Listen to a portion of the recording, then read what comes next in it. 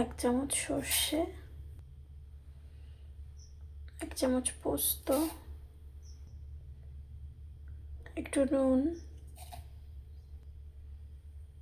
3টে কাঁচা লঙ্কা পেস্ট করে নেব। কড়াই গরম হয়ে গেছে, দেব তেল,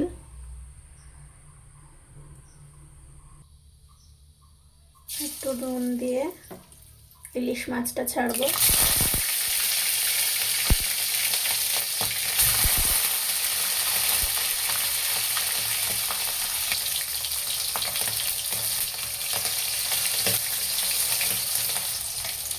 মাছটা অল্পই ভেজেছি,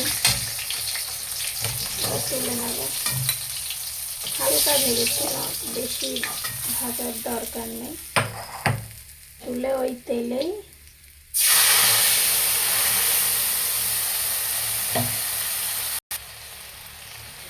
এটা একটু নুন দিয়ে দেব। ওই সর্ষে পোস্ত যে বাটাটা তেলে দিয়েছি ওটাতে অল্প একটু নুন না সরি হলুদ দিয়ে দেব।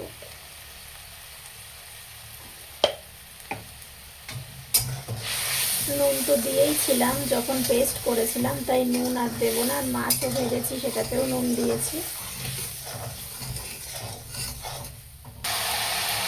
এটা ভালো করে ফুটিয়ে জলটা একদম কমিয়ে নিয়েছি। এবার এই ভাজা মাছ দুটো এটাতে দিয়ে দেব।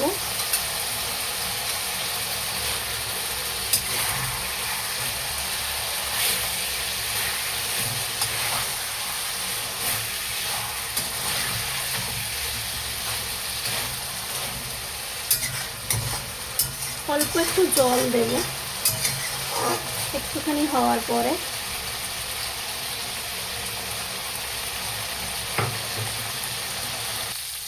একটু জল দিয়ে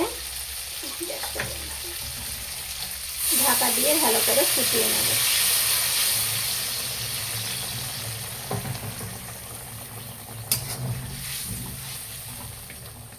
এটা কাঁচা মাছ দিয়েও করে, আগে আমি কাঁচা মাছ দিয়েই করতাম, মানে জলে এটা ঢাকা দিয়ে দেব। এরকম পেস্ট করে নুন হলুদ দিয়ে জলে দিয়ে কড়াইতে কাঁচা তেল লঙ্কা আর মাছ দিয়ে ঢেকেই করতাম। এখন আমি এটা ভেজে করি। হয়ে গেছে সর্ষে ইলিশ। তবে ক্যামেরায় যতটা কালো দেখাচ্ছে, জানি না কেন কালো কালো দেখাচ্ছে। এরকম কালো হয়নি একেবারেই, জানি না কি সমস্যা, বুঝতে পারছি না।